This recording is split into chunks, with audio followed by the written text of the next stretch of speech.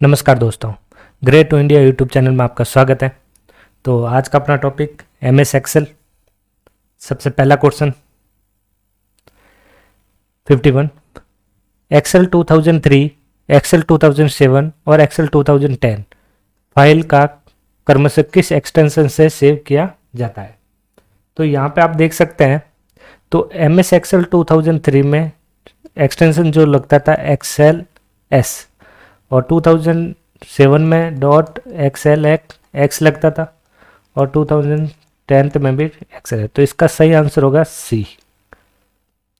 यहाँ पे आप देख सकते हैं ये जो दिखाई दे रहा है .docx, ये जो होता है 2007 और 2010 MS वर्ड का एक्सटेंशन है, MS वर्ड का। नेक्स्ट क्वेश्चन 52, माइक्रोसॉफ्ट एक्सेल का by default page orientation.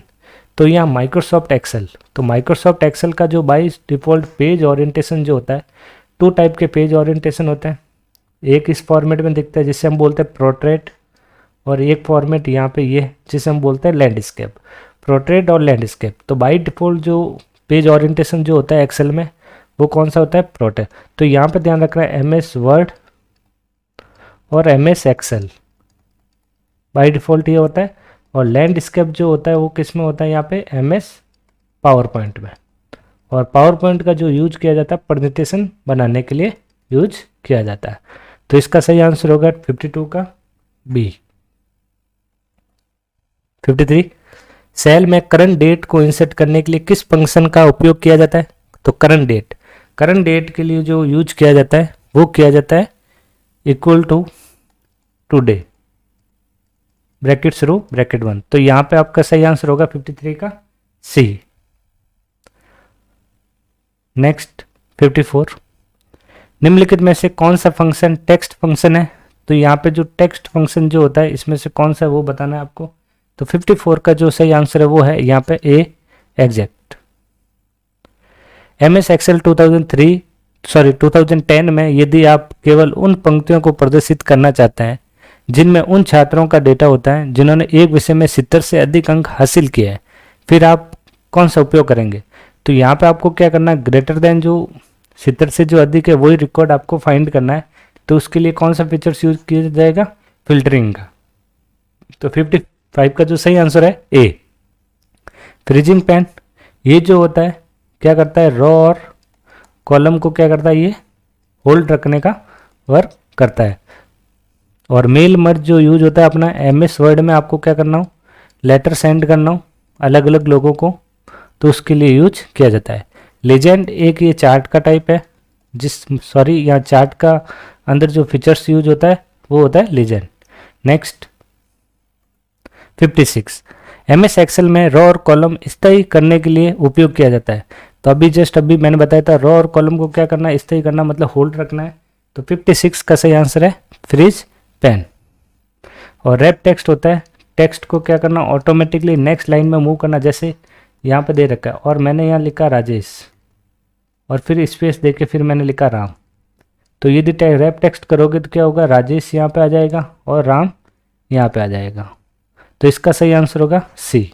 Next, worksheet के किसी सेल में लाल त्रिकोण का अर्थ है।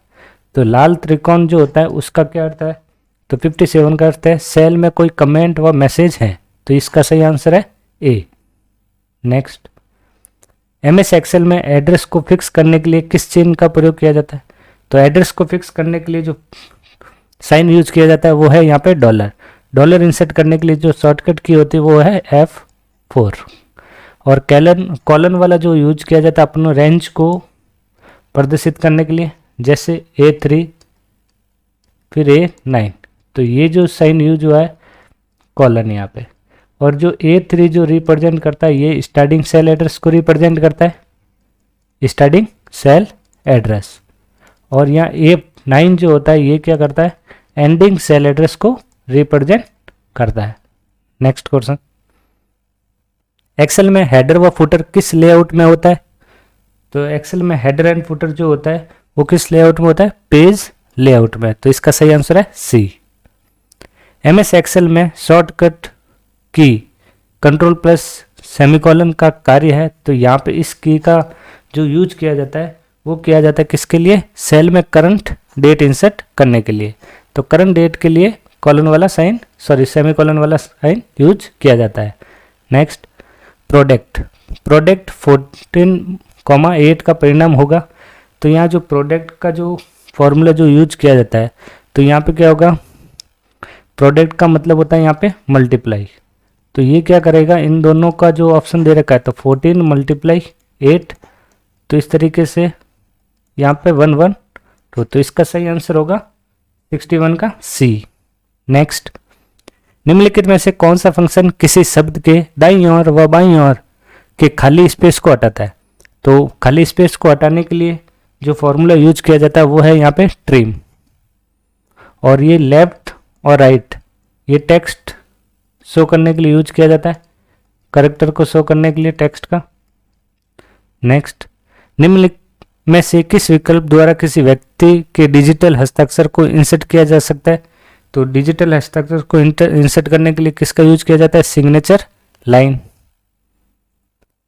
64 MS एक्सेल सीट में सेल A1 में 5, A2 में 6 और सेल A3 में फॉर्मूला A1 + A2 है। तो सेल A3 का फॉर्मूला सेल B3 में ड्रैगिंग से कॉपी किया जाता है। तो सेल B3 में प्रदर्शित परिणामी परिणाम में इनमें से कौन सा होगा। तो यहाँ जो 64 का जो सही आंसर आएगा वो आएगा यहाँ पे 0। नेक्स्ट निम्नलिखित में से कौन सा चार्ट द्विआयामी है। तो यहाँ पे आपको तो 2 डायमेंशनल जो चार्ट होता है वो कौन सा होता है। तो 65 का जो सही आंसर है वो है यहाँ पे D, area chart, bar chart और कॉलम चार्ट।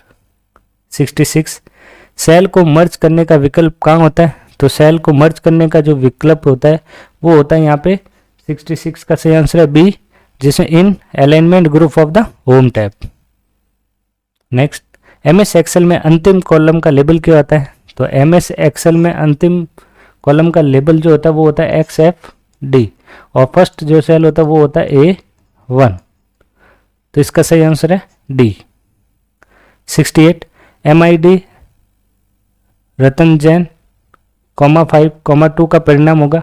तो यह मिड जो होता है ये मिड वैल्यू शो करवाएगा। तो यहाँ मिड टेक्स्ट जो होगा वो शो होगा। तो यहाँ पे 5 और फिर 2। तो यहाँ पे जो रिजल्ट आएगा 68 का वो आएगा 5 नंबर। तो यहाँ 1 2 3 4 और ये 5 का यहाँ से N और यहाँ 2 का मतलब होता है 2 टेक्स्ट लेना है। तो N और J, तो इसका सही आंसर आएगा C। नेक्स्ट किसी सेल में डेटा को इनवैलिड एंट्री रोकने के लिए किस विकल्प का उपयोग किया जाता है। इनवैलिड एंट्री को रोकने के लिए कौन सा फीचर्स यूज होगा। तो 69 का सही आंसर है यहाँ पे डी, डेटा वैलिडेशन। और सॉर्ट जो होता है A to Z और Z to A डेटा को असेंडिंग और डिसेंडिंग करने के लिए। और फिल्टर का जो यूज होता है पर्टिकुलर रिकॉर्ड फाइंड करना हो, पर्टिकुलर रिकॉर्ड फाइंड करने के लिए किसका यूज किया जाता है, फिल्टरिंग का। नेक्स्ट MS एक्सेल में किस फंक्शन द्वारा चेक किया जाता है कि कंडीशन ट्रू है या फॉल्स है। तो कंडीशन के लिए जो फॉर्मूला यूज किया जाता है वो फॉर्मूला है यहाँ पे इफ। तो यहाँ चित्र का जो सही आंसर है वो है बी, सम जो होता है टोटल के लिए होता है। टोटल के लिए टोटल का जो फॉर्मूला होता है वो होता है सम। तो ये है यहाँ पे अपना टोटल का फॉर्मूला। और काउंट जो होता है नंबर को काउंट करने के लिए और इंटीजर वैल्यू शो करवाने के लिए। जैसे 4.37 दे रखा है तो यहाँ पे 4 ओनली 4 इंटीजर वैल्यू शो होगी। नेक्स्ट एक्सेल 2010 में लैन कंप्यूटर साइंस का आउटपुट क्या होगा। तो यहाँ लैन जो होता है टेक्स्ट का लेंथ बताएगा, टेक्स्ट कितने कैरेक्टर हैं यहाँ पे। तो यहाँ 71 का जो सही आंसर आएगा वो आएगा अभी डी। तो देखते हैं कैसे, जैसे 1 2 3 4 5 6 7 8 फिर ये 9 10 11 12 13 14 15 और ये जो दे रखा है स्पेस, तो स्पेस को भी काउंट करना है। तो इसके साथ आंसर क्या रहेगा, ये 16 जो आंसर है 16 वही राइट है। नेक्स्ट मान लीजिए कि MS एक्सेल में सेल B1 B2 B3 में कुछ संख्यात्मक मान है। तो इन सेलों में मौजूदा मानों को न्यूनतम ज्ञात करने का सही फॉर्मूला। तो यहाँ मिनिमम के लिए जो सही फॉर्मूला यूज होगा, तो मिनिमम का जो फॉर्मूला होता है वो लगता है MIN और मैक्सिमम के लिए लगता है MAX।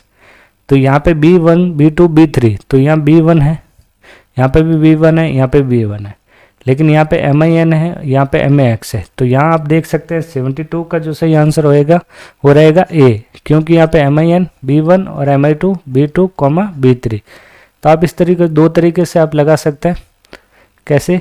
Equal to MIN bracket शुरू B1 से रेशियो का साइन B3, ये भी वैलिड फॉर्मूला है। नेक्स्ट, निम्नलिखित में से MS एक्सेल वर्कबुक का व्यू का प्रकार नहीं है, तो इसमें से कौन सा व्यू का प्रकार नहीं है? वो है यहाँ पे वेब लेआउट। वेब लेआउट जो होता है ये MS वर्ड में व्यू होता है। नेक्स्ट, MS एक्सेल में यदि किसी सेल में सामग्री बड़ी है और सेल दिखाई नहीं देता है तो हम का उपयोग कर सेल दिखाई जाने वाली सामग्री को कई लाइनों पर प्रदर्शित कर के देख सकते हैं। तो इसके लिए क्या यूज किया जाता है? 74 का जो सही आंसर रैप टेक्स्ट स्वतः ही ऑटोमेटिकली नेक्स्ट लाइन में मूव कर देगा।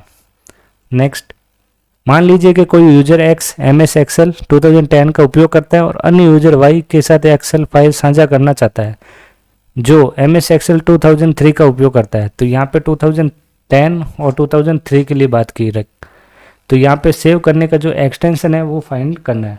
तो यहाँ पे सही आंसर रहेगा यूजर X द्वारा फाइल जो होगी .xls और Y द्वारा जो फाइल होगी वो सेव हो। तो यहाँ पे सही आंसर है इसका B।